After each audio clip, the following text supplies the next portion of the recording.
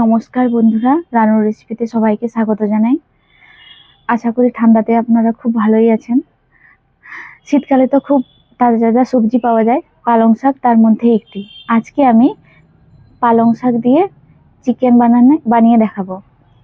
বন্ধুরা, পালং শাকের এই রেসিপিটি কিন্তু খুবই হেলদি, তাই স্কিপ না করে পুরো ভিডিওটা দেখতে থাকুন। আর যারা নতুন, সাবস্ক্রাইব করে পাশে থাকার অনুরোধ রইল। পালং চিকেন রান্নার জন্য আমি প্রয়োজনীয় উপকরণগুলি এক এক করে নিয়ে নিচ্ছি। প্রথমে মাংস, পালং শাক, ধনেপাতা, কাঁচা লঙ্কা, ধনে গুঁড়ো, জিরে গুঁড়ো, লঙ্কা গুঁড়ো, গোটা জিরে, গরম মশলা, দারুচিনি, নুন, হলুদ, আদা বাটা, রসুন বাটা, টমেটো কুচি, পেঁয়াজ কুচি আর দই। এবার আমি প্রথমে পালং শাকটা, ধনেপাতা আর কাঁচা লঙ্কা একসঙ্গে সেদ্ধ করে নেব। দেখেছেন, শীতের পালং শাকের তাজা ভাবই একটা আলাদা। দেখেছেন, একদম বাগান থেকে তোলা টাটকা। এবার আমি এটাকে সেদ্ধ করে নেব।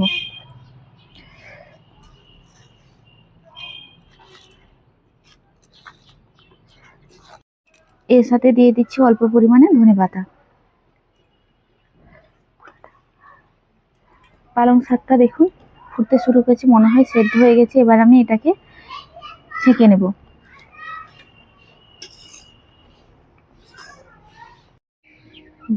পালং শাকটা দেখুন এভাবে সেদ্ধ করার পর ফ্রিজ থেকে আমি জল এখানে নিয়ে নিয়েছি, যাতে পালং শাকের কালারটা সতেজ থাকে।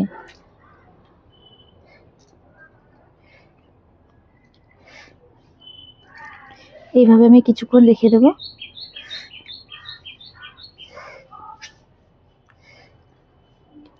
এবার আমি সেদ্ধ পালং শাকের সঙ্গে কাঁচা লঙ্কা কুচি, গোটা কাঁচা লঙ্কা একসঙ্গে বেটে নেব।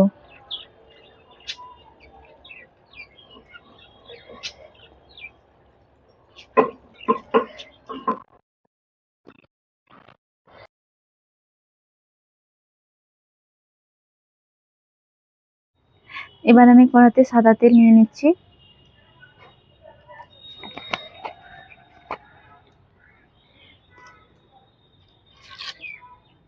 তেলটা গরম হলে আমি এবারে গোটা জিরে, এলাচ আর দারুচিনি দিয়ে দেব। এবার আমি গোটা জিরে দিয়ে দিচ্ছি, এলাচ এবং দারুচিনি। এবারে খুন্তি দিয়ে একটু নেড়ে নেবো এটাকে। এটা একটু ভাজা হয়ে গেলে এবার আমি পেঁয়াজ দিয়ে দেবো।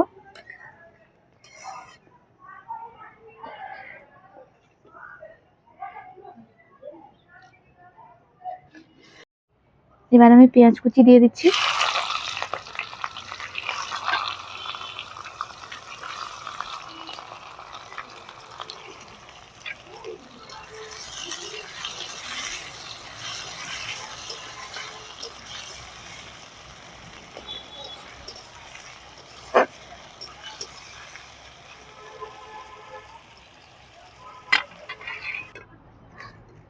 পেঁয়াজটা লাল লাল করে ভাজা হয়ে গেছে দেখুন। এবার আমি চিকেনটা দিয়ে দেব।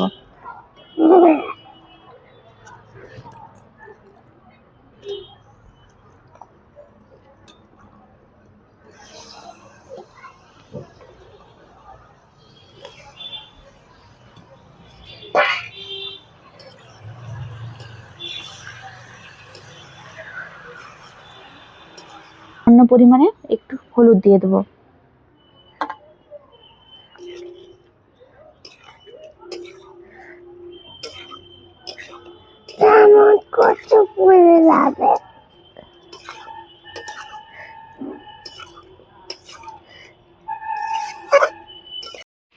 চিকেনটা আমি এবার 5 মিনিট ভেজে নিয়েছি।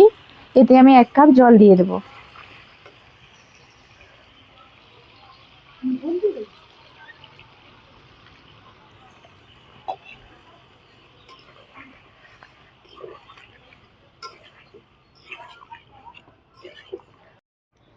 এবার আমি এক এক করে সব মশলা দিয়ে দেবো। রসুন বাটা, আদা বাটা, টমেটো,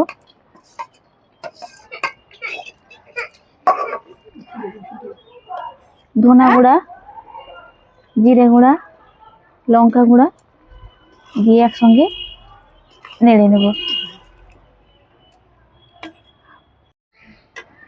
এবার আমি নুন দিয়ে দিচ্ছি। এবার আমি সব মশলাগুলোকে এইভাবে কিছুক্ষণ নেড়ে নেব।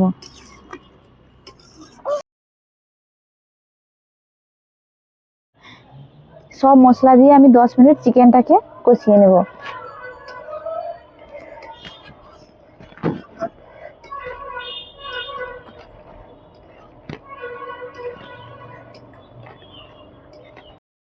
এবার আমি দইটাই কষা মাংসের সঙ্গে মিক্স করে নেব।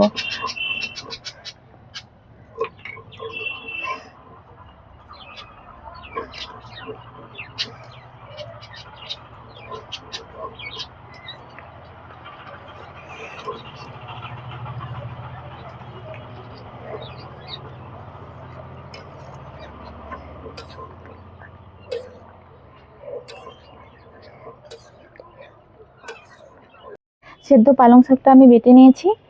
দেখুন বাটাটা কিন্তু পুরো মিহি পেস্ট হবে না, আধা আধা দানা থাকবে।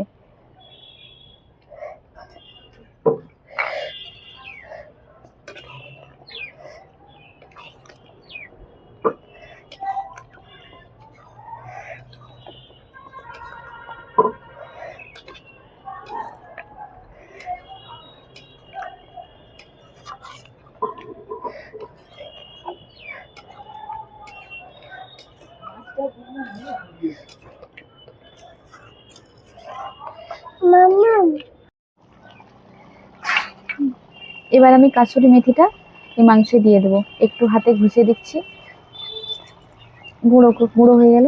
এবার আমি অল্প অল্প ছড়িয়ে দিয়ে দেবো।